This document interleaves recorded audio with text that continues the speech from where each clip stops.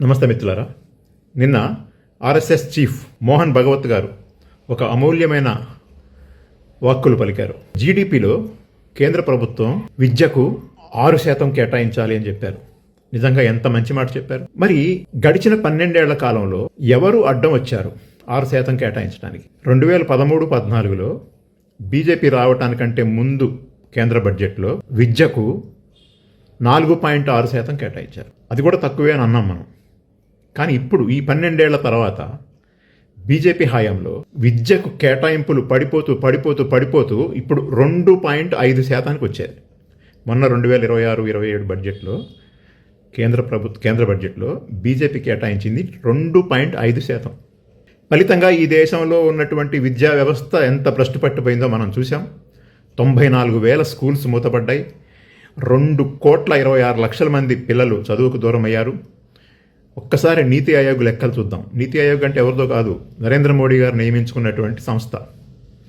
ఆ లెక్కల ప్రకారం భారతదేశంలో ఇప్పుడు నేను చెప్పినట్టుగా 94,000 స్కూల్స్ మూతపట్టడమే కాదు, ఈ మూతపడ్డాయి కూడా డబుల్ ఇంజన్ సర్కార్.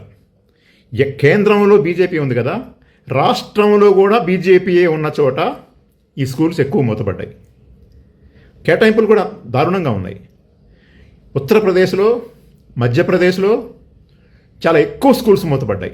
కావాలంటే మనం గూగుల్లో కొట్టి చూసినా తెలుస్తుంది, లేదు చాట్ జీపీటీ, ఏ ఇంటర్నెట్ దాంట్లో చూసినా కూడా మనం సమాచారం అడిగితే ఇస్తుంది. రాజస్థాన్, ఉత్తరప్రదేశ్, గుజరాత్, మధ్యప్రదేశ్, ఈ హర్యానా, ఈ రాష్ట్రాల్లో విద్యా పరిస్థితి చాలా దారుణంగా ఉంది. మరీ యూపీ డబుల్ ఇంజన్ సర్కారు, ఎంపీ డబుల్ ఇంజన్ సర్కారు మరీ దారుణంగా ఉన్నాయి. కాబట్టి ఎక్కడైతే బీజేపీ కేంద్రంలో, రాష్ట్రంలో ప్రభుత్వాలు ఏకకాలంలో నడుపుతూ ఉందో, వాళ్ళు మేము డబుల్ ఇంజన్ సర్కార్ అని చెప్పుకుంటున్నారు, అక్కడే ఎక్కువగా విద్య భ్రష్టు పట్టిపోయిందని ఎవరు చెప్తున్నారు? కేంద్ర నీతి ఆయోగ్ సంస్థ చెప్తా ఉంది. కాబట్టి మేము చెప్పేది ఏంటంటే, మనందరం కోరుకునేది ఏంటంటే, ఆర్ఎస్ఎస్ వాళ్లే కదా మొత్తం మంత్రిమండలి, మొత్తం నరేంద్ర మోడీ ఆర్ఎస్ఎస్ఏ కదా. అసలు కేంద్ర మంత్రివర్గంలో ఆర్ఎస్ఎస్ కాని మంత్రులు అసలు ఎవరైనా ఉన్నారా? అమిత్ షా విద్యాశాఖ మంత్రి, రాష్ట్రపతి, ఆర్థిక శాఖ మంత్రి, మొత్తం మంత్రులందరూ ఆర్ఎస్ఎస్ఏ కదా. ఆర్ఎస్ఎస్ని కాదంటే ఈ ప్రభుత్వం ఒక్క నిమిషమైన మనుగడ సాధించలేదు కదా. మరెందుకు ఇంతకాలం ఆ రకంగా ఆదేశించకుండా పోయింది? కాబట్టి డబుల్ ఇంజన్ సర్కార్లు అట్ట తగలబడ్డాయి. నిధుల కేటాయింపు ఈ రకంగా ఉంది. అందుకని మనం ఏం వంటలేదు. మీరు ఇప్పటికైనా మీ మాటల్లో నిజాయితీ ఉంటే, చిత్తశుద్ధి ఉంటే, రేపు బడ్జెట్లో మళ్ళీ మీరు ప్రవేశపెట్టబోతున్నారు.